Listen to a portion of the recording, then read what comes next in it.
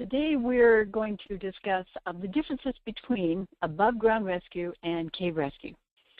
Now, I have been with the Sheriff's Office Search and Rescue team for about 5 years. I've been a caver for longer than I will admit to. I am part of cave rescue. I take hundreds of hours of cave rescue training a year, and I also help teach. Cave rescue is a very peculiar animal, like those of us that are in above ground rescue. We have our different disciplines with swiftwater, high angle rescue. We've got single track. We've got all different types of techniques and skills that we use. Some agencies are cross-trained and some are not. In our agency, we're pretty much all cross-trained.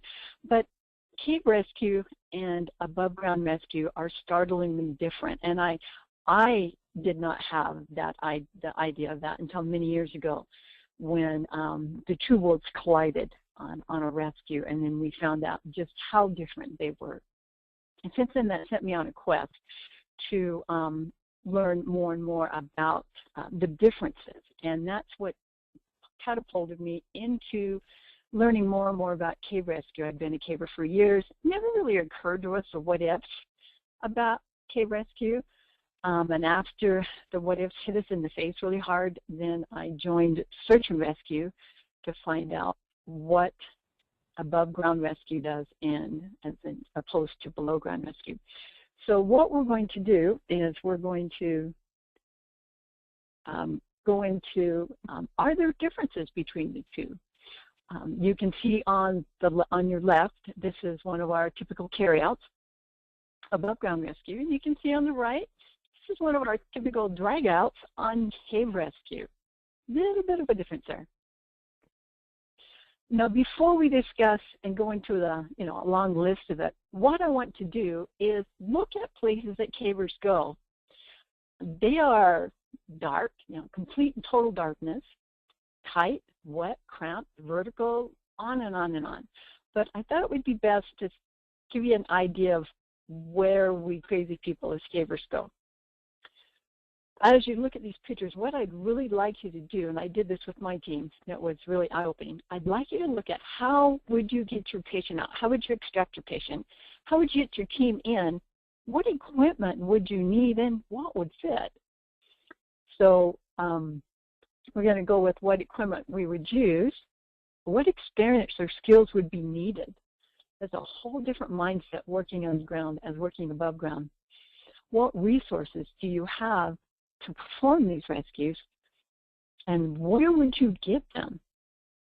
Does your team have the training to work in these type of conditions? And that's something that we have found over the many years I've been in cave rescue and learning and teaching, is that we have incredibly talented above ground search and rescue teams, but when we go underground, it's such a foreign world, we might as well be on Mars, because a lot of times our skills do not translate to work as well underground. So here's a couple of places. That's my young son over there on the left. This is a typical crack that cavers go in and out. It's vertical. This one goes up about 65 feet, and you just kind of like wiggle and stem your way up. Once in a while someone gets stuck, and you have to get them calmed down and get them out. More holes. This is a real favorite place here for cavers. Another one, the one on the left, and that's exactly the way it looks. He is crawling through kind of at an angle. The one on the right is a really fun cave out on the west side of Utah, and it is actually that tight. The top left, that's a gate. That is a cave gate. Imagine trying to get any kind of equipment through there to get down to effect a rescue. On the right is another type of cave gate. These are bat gates. And the gates are made for bats, but they're also made for people to get in, but very limited space. That's one of the bigger openings that she's climbing through right there. And we've got just a couple more pictures of cavers and where they go and the crazy place they end up. And where they end up is where they have to come out of. So I just wanted you to see a few places. Some of you on here may be cavers, but a lot of you, this may be the first time you've seen the crazy world that cavers go into. And like any other activity, there are accidents and incidents. On the left, this is a pretty standard hole when there is a cave that needs to be protected or covered up or locked. A lot of caves will have a gate on them. They'll put these pipes in. The problem is, in a lot of places in the West, they'll have 18-inch pipes, and about the only thing you can get in and out of there is a sked. So as we go through, you see more and more really tight spaces. And think about how would you get your equipment, your team in there.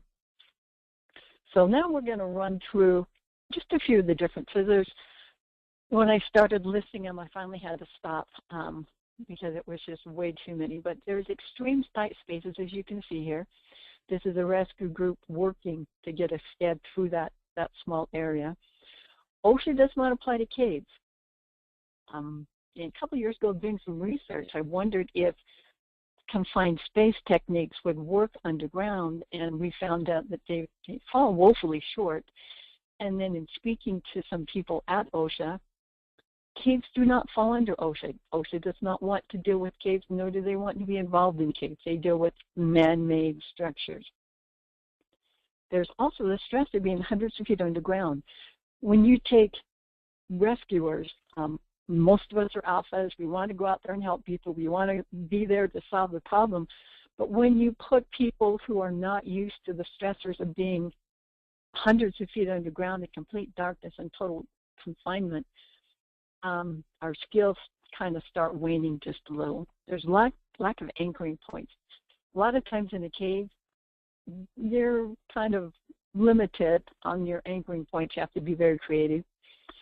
Complete darkness, cold, muddy, wet. There are lakes underground. There's waterfalls underground, and there are rivers underground. So not only do you have cave rescue techniques, but you, believe it or not, in some places you have swiftwater techniques. So we have cave rescue people who have the experience on that.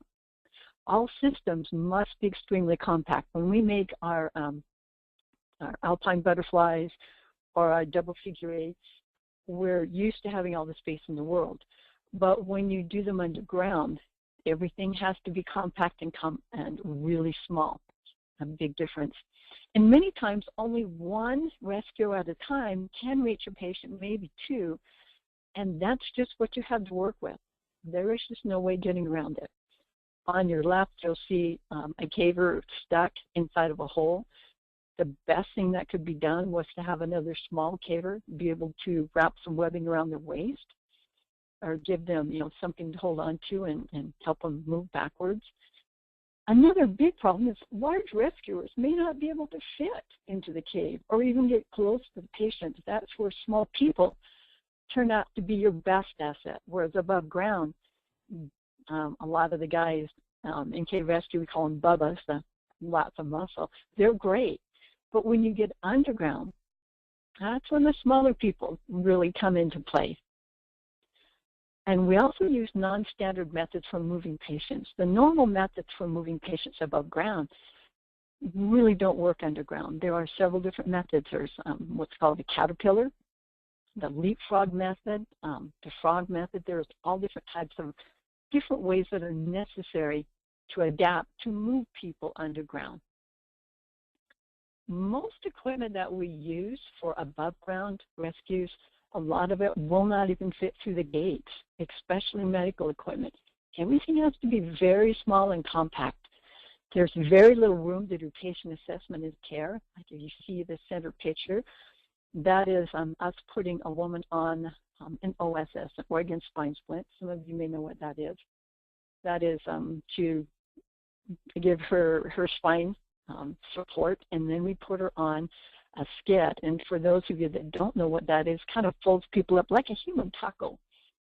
And then if you look on the very right, that is a very large crevasse that everybody is in, and the patient's in the middle. And in cave rescue, you reach over your patient, you step over your patient, you step across your patient. So that's the only way you can get to your patient.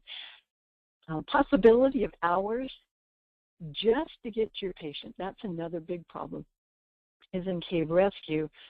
Your patient may not be easily accessible. It can take you, in some of the bigger caves, especially back in the Midwest, some of the caves are miles long, and it could take you hours just to get to your patient if you know where they are. A lot of times you have to do a search, and searching underground is quite a bit different than searching above ground.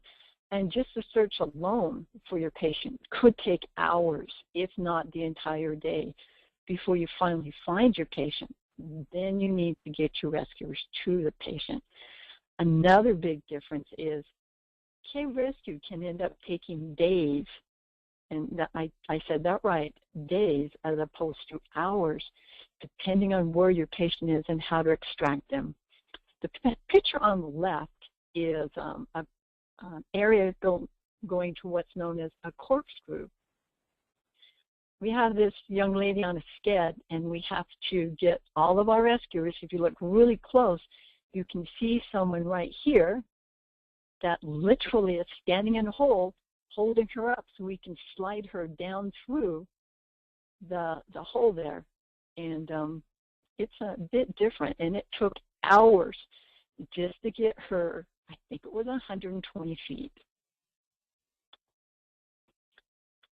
If I can get this to work again. There we go. Communications in the cave is also quite a bit different.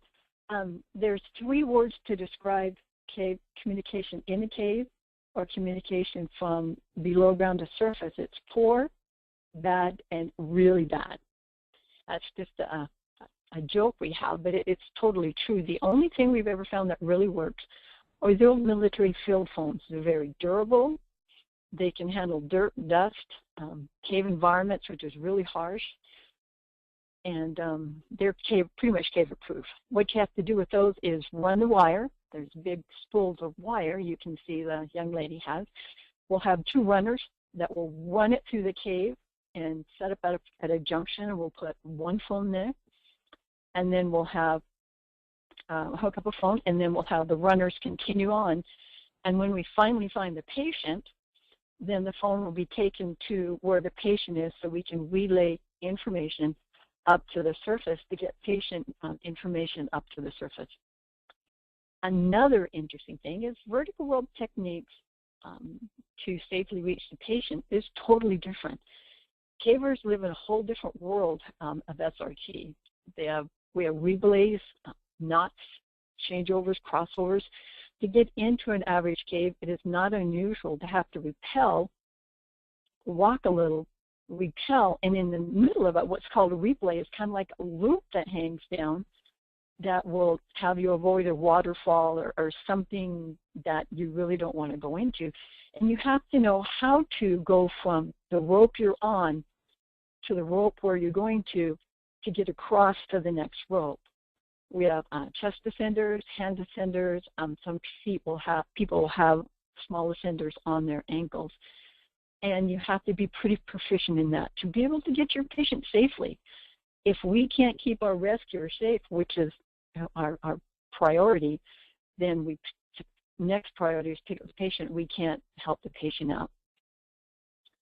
The next difference is high-angle rescue. We do some high-angle rescue on our team. That's something that we do frequently. But the techniques we have will not work underground. I've taken a lot of high-angle classes, and looking at what I learned at cave rescue training and what I learned outside, it is 2 different worlds. As you can see in the center, that is set up for what we would call a high-angle rescue. There is a pit that is over 100 feet deep, just not too far from where we're standing. And our goal is to get our patient up and out. That's just one section. And the anchors we have to deal with, we have to make our own anchors. Another interesting difference is for approximately every 10 minutes, a person walks into a cave. That's just walking. It will take at least 1 hour to extract them. And when you think about cave trips, minimum of 3 hours. A lot of times they're 10, 12, 15 hours. In fact, people even will stay underground and be under there for a couple of days as they're making their way to where they're heading. So having cave rescue operations that go on for hours is really common. Having them go on for days is not unheard of. So if you have someone that has gone 3 hours into a cave and they've walked and they climbed and they've repelled, and then they've broken an ankle or they've broken a leg or they have a head injury and they're immobile, it's a long haul getting them back out. And you need to have the techniques and the understanding how to get your rescuers in and out safely, how to get your patient out in as good or better conditions than what they were. This is, I know it looks kind of weird, looks maybe like a DNA structure or something, but this is a cave map. We have topo maps we use up on surface and regular maps. This is a simple cave map.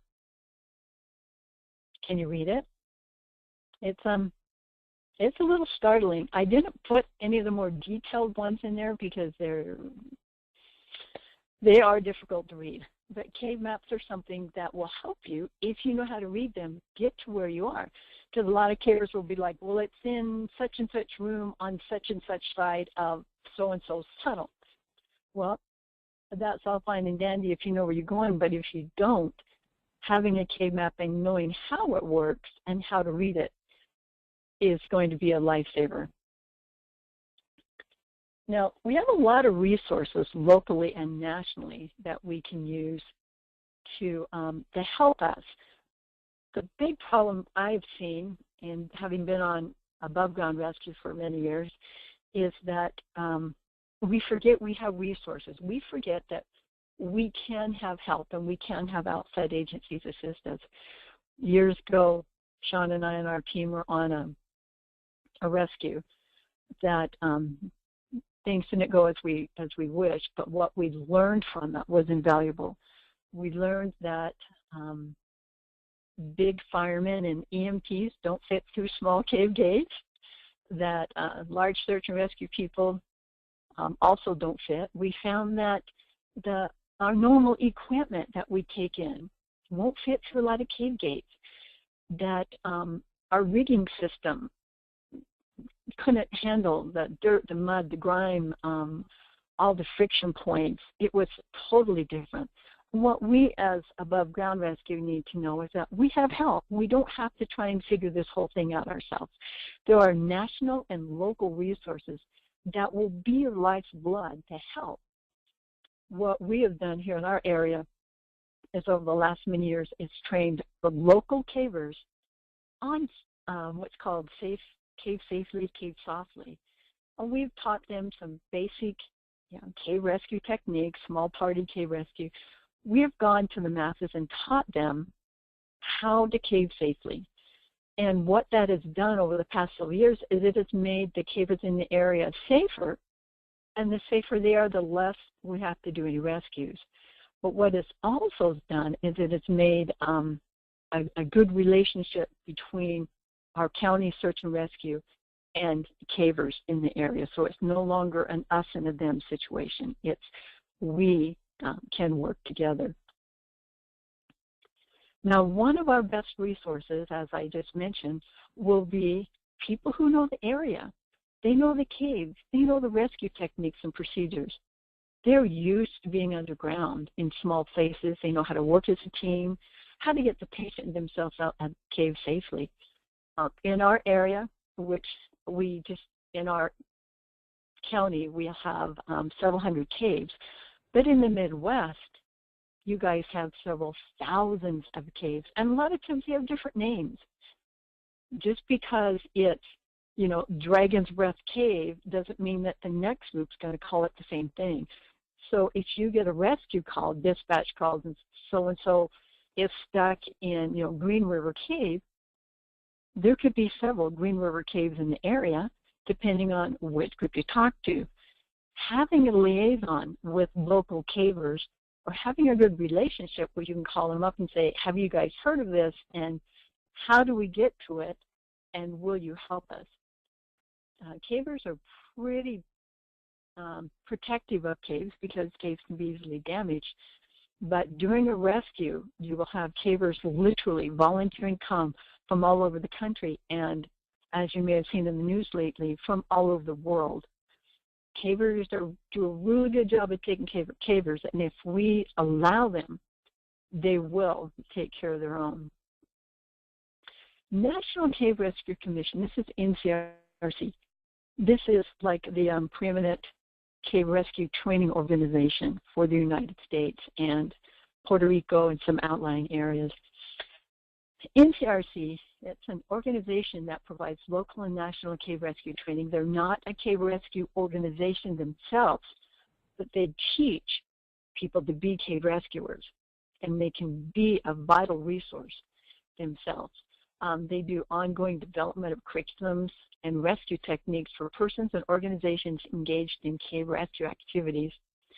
All training is taught by volunteers that are nationally trained and certified cave rescue instructors. Now, that was an interesting thing I found when I started taking the national cave rescue training several years ago, is all of the instructors come, they pay for their transportation, they pay for being there, and they will spend their entire 8 days there.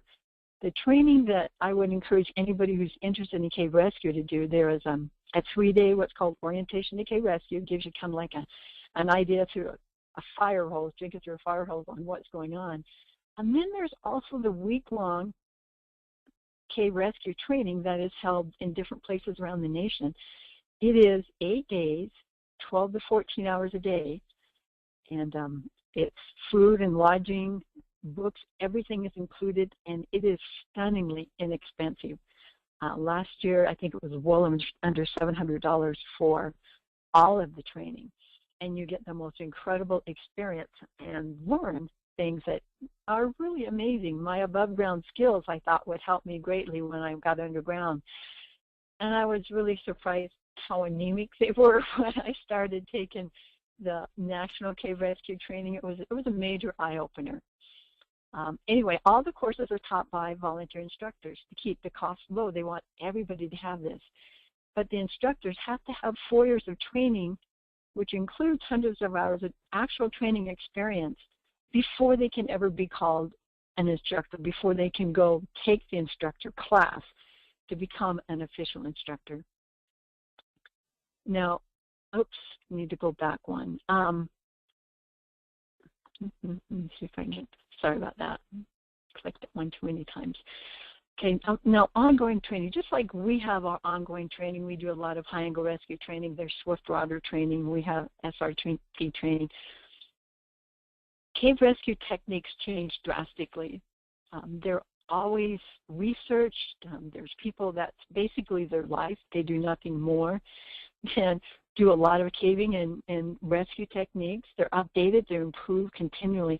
And the standards that we had 2 years ago, maybe 3 years ago, a lot of them are outdated. The technology and techniques have come that far that what's taught a couple of years ago is not taught anymore. So it's like a live entity. It's changing, it's evolving, it's adapting to get the rescuers in and out quickly and efficiently, and to get our patient out as quick as possible in best condition as absolutely we can. The famed rescues of 5-10 years ago that took days and days and days, now fast forward to the future here, would take probably half to a fourth of the time, because techniques have progressed that much. So it's that's like a lot of above ground is we evolve, but cave rescue is stunning how quickly things evolve. Now the next question is, where do you get these resources and how do you contact these people? Well, one of the websites that is going to get you to every instructor that is in the United States and get you literally all the information you could ever want about how to get the training for your organization if you want to start training your people, or how to get a list of resources so when that dreaded call of person stuck in a cave comes, you know how to get in charge. It's www.ncr.gov NCRC info. And on there, it is, you'll see our national chairman, Ann Marmariza, and then all of the United States is broken into regions. And each region has a coordinator. And the coordinators can help you figure out where can you get your resources. There are also gear caches all over the nation, gear that is specifically suited for cave rescue. Excuse me. And the instructors can be there to help. They can be there to assist. Excuse me. Or in some cases, in the Midwest, they literally are allowed to take over because they have their own ICS set up. Everything is set up and is running just running smoothly. A lot of caves have what's called pre-planned. They have plans already set up. They're in writing. Here's where you put the bolts. Here's where you put your lines. And the cavers in the area know what they need to do and how to go ahead and do a rescue. And if we will allow the experienced and trained people to do the work, we can be a great symbiotic relationship. Another really good access to trained volunteers and cave personnel is the grottos. A grotto is kind of like a cavers group, and they're all over the nation. Every area has several, and the grottos will have a list of people that they can call. Phone trees is usually what is used, and can spring a huge amount of people into action within 30 minutes to an hour. And the nice thing about grottos is a lot of times they're all very close. Everybody knows each other. They all work well together, and they know the caves. They know the area. They know what caves have bad air. They know what cave and what area somebody might specifically be in. They're a great resource.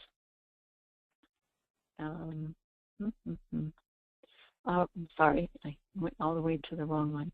We were having some technical difficulties just before we went online today, so my apologies on this.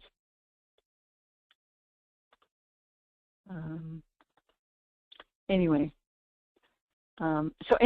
what we're going to do now is we're going to, I'm going to turn this back to Jessica before I make any more of a mess out of this. Murphy has just appeared today out of nowhere, and we are just struggling here. Jessica, I'm going to turn this back over to you.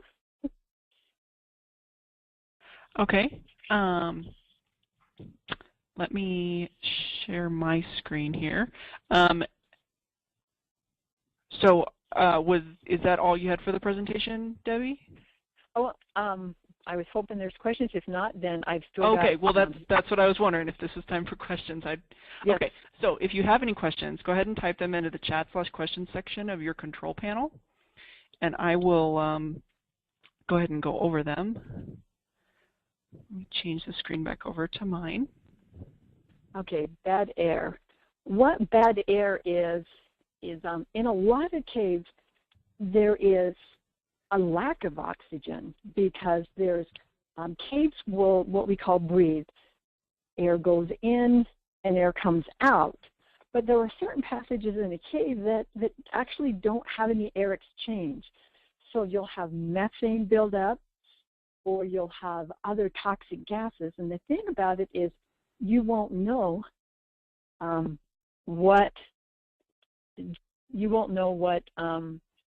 bad the air is until you suddenly start getting a headache, and then suddenly you find yourself on the ground.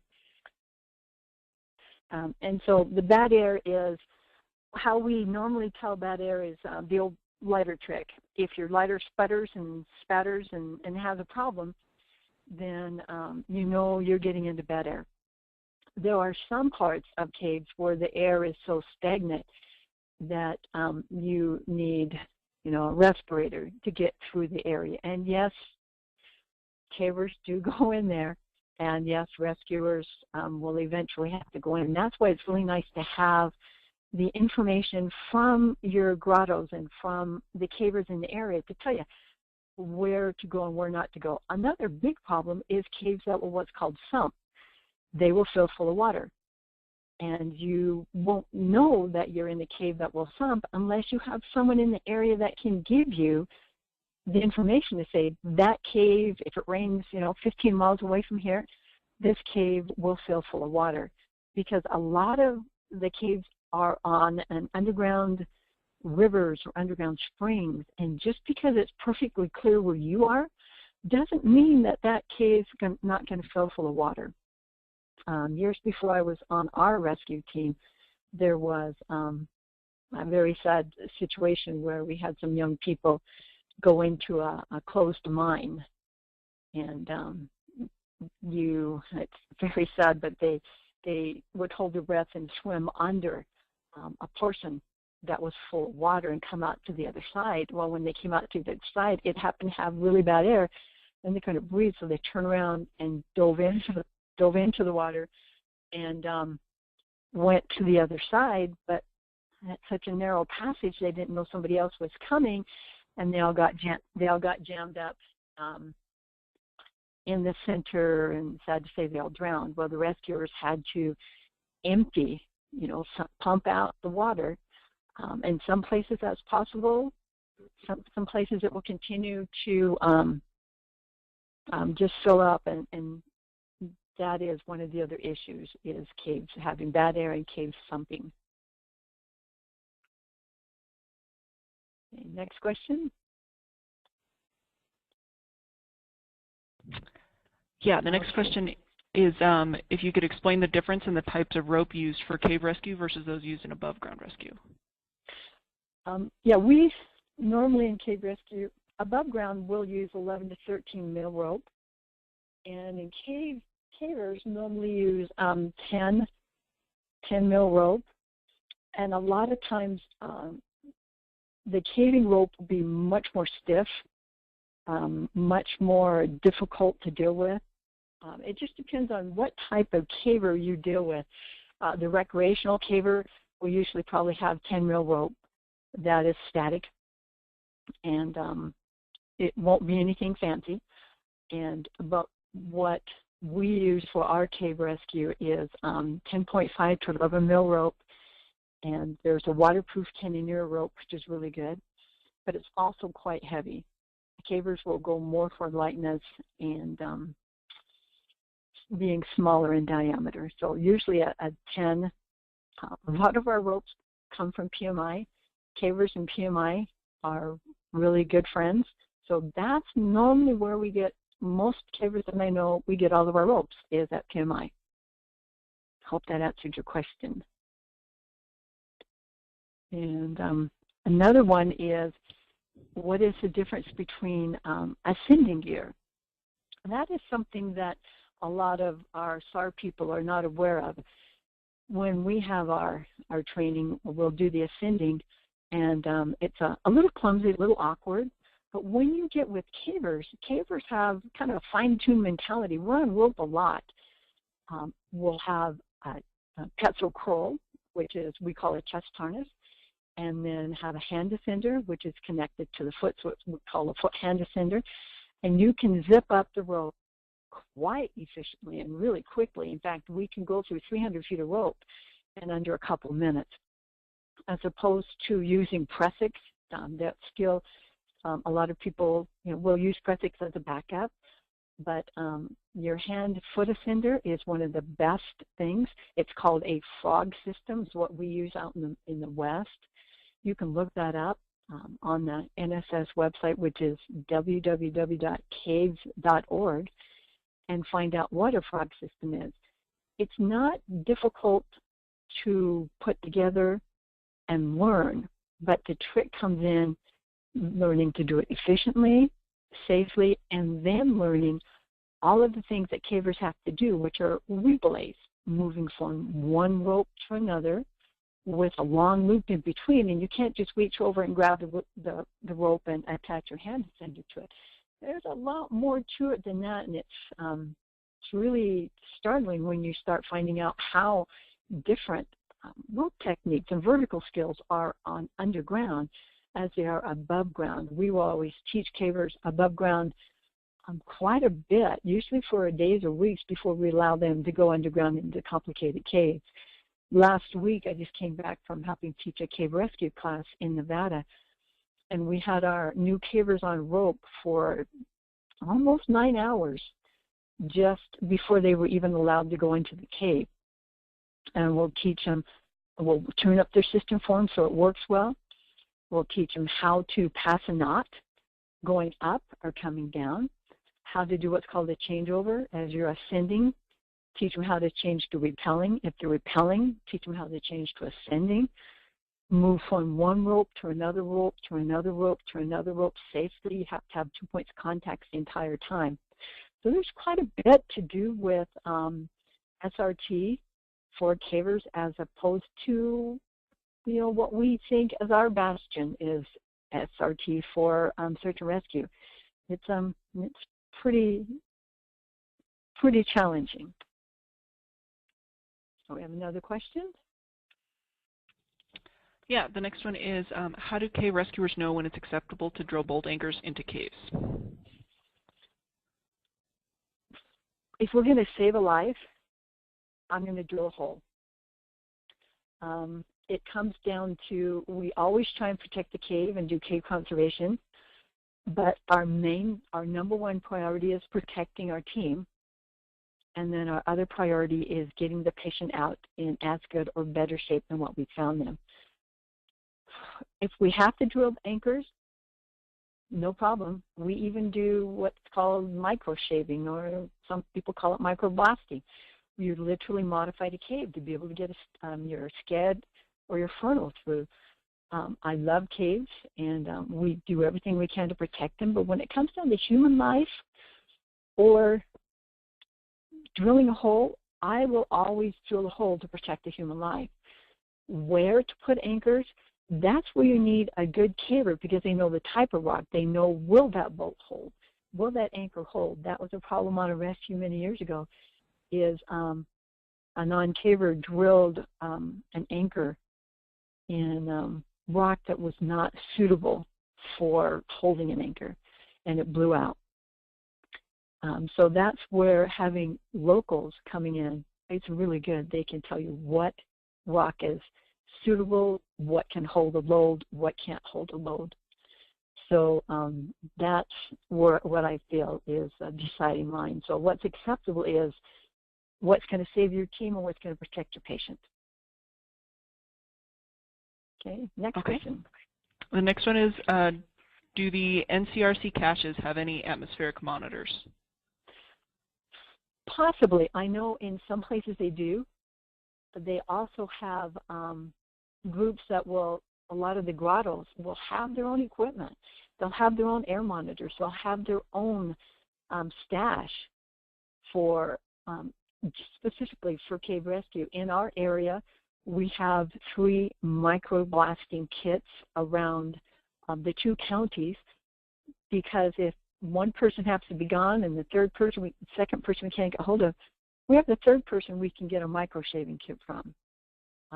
So a lot of the NCRC caches, they're not standard because the caves aren't standard. What we need out in the West for our alpine, wet, cold, freezing caves is not going to be what they're going to need in Texas for their hot, humid, miserable caves. So each cache will have what's different and what is needed for that area. So it's case specific. Another question? And the next one is, who accredits cave rescue teams? NSS, NCRC, NFPA, NASAR, MRA? That's another thing, is there is no accreditation. NCRC will not give you a, quote, certification, because they are a training team, but they do not give certifications. And that's much different than fire departments and law enforcement. I'd been in law enforcement for many years before I joined our search and rescue team. It's a different world. It doesn't have the the SPRAT 1, the SPRAT 2, the SPRAT 3. It doesn't have all those. The NSS is the National Speleological Society. It's a national group of cavers, groups for grottos. They do not certify anybody either. NCRC will train and teach and have instructors, but they do not give out, quote, certifications. So it's a whole different world. It's different protocol. We're not under OSHA. We're not under, what's the other one with all the, no, I can't think right now, but we're not under anything that says here are your limits and here's how you do things. NCRC is kind of like the preeminent group that teaches. So are there certified cave rescue teams? In the Midwest, there might be, I've heard of a group that is just now in the last 2 years starting to certify groups, but their backing and all that I am not aware of. Okay, another question. Okay. And it yes, doesn't look like there's... We are part, I see the one on NASAR. A lot of our NCRC people are part of NASAR, and a lot of NCRC people are firemen, paramedics, and they're cross-trained, especially in the Midwest. There is a lot of cross-training between the fire department and the K-Rescue people. And I know in Texas, there is several departments down there that are, their search and rescue is headed by cavers who are NCRC instructors. So we're trying to do, as more and more we're doing, reaching out to the above ground rescue people, to fire departments, the paramedic departments, to EMS, to law enforcement divisions, to try and bring together cave rescue, above ground rescue, law enforcement, to have all of the groups learning to work together so that it's not an us and them mentality. In our county, we've been doing a really good job this last few years of learning to work together and trusting each other and understanding that each has their own good talents, each has their own skills and capabilities. And when we learn to work together and become symbiotic, we protect our teams and we get our patients out a lot quicker and more efficiently and with less stress and heartburn. Okay, and the next question is, when and where is the next annual NCRC training? Oh, thank you. I was going to bring that up. The next one, there's a national one, which is the biggest one in the nation. It will be held in Kentucky, and it is the last week of July, and it starts on a Saturday, and it goes all the way to August 1st. Awesome food. They feed you like you're on a cruise ship. There's breakfast, lunch, dinner, snacks, and then every night there's midnight snacks. And the instructors are there. As soon as class is over, they hang around and you can practice and work as much, ask as many questions as you want. In fact, we would sometimes keep our instructors until 11 or 12 o'clock at night. And they were just having the greatest time teaching because they're people who love to teach. There are also what's called regional training, where they'll have the training in a specific region. I know Texas has one several times a year. We'll have one out here in the West probably once every so many years. The Midwest has them quite frequently. The East has them frequently. If you go to the ncrc.info site, it has all the current testing. We have an advanced small party cave rescue coming up in July in Nevada. That one you have to pass a skills test to get into, but if anybody's interested, we'll have people out there that will help you and help you understand the skills and get the experience you need so you can take these kind of classes. There's also what's called OCR, Orientation to Cave Rescue, which is a great place to start. Those are given numerous times all over the nation. We have one that will be here in Utah. Looks like possibly the end of September, the 1st of October. It's not official yet, but we're looking into that. The best place to look is ncrc.info. And that gives you phone numbers, email addresses, names. It breaks everything down into regions so you can find in your region where these are at. Okay. Any other questions? There doesn't seem to be any questions at the moment, so if you have any additional questions, you can get them in real quick while I'm wrapping this up, and we can still answer them. So in the meantime, if you have further questions for Debbie that you don't get answered today, you can email her at the email shown on your screen. The MRA hosts these webinar series frequently, so you can keep an eye on the MRA and PMI websites for future dates and topics. You can also follow the MRA and PMI on Facebook and Twitter and get dates and topics for these webinars, as well as other things going on like events and newsletters, that sort of thing. The website shown on your screen is also the location where the recording of this webinar and the presentation slides will be available for download within probably a week or so. So you can access them for future viewing and archiving and that sort of thing. So since we don't have any further questions, we'll go ahead and wrap it up. And thank you very much for watching. We hope it was helpful. Thank you, Debbie, for presenting it. Oh, well, thank you, and everybody have a good day. Thanks a lot. Yep.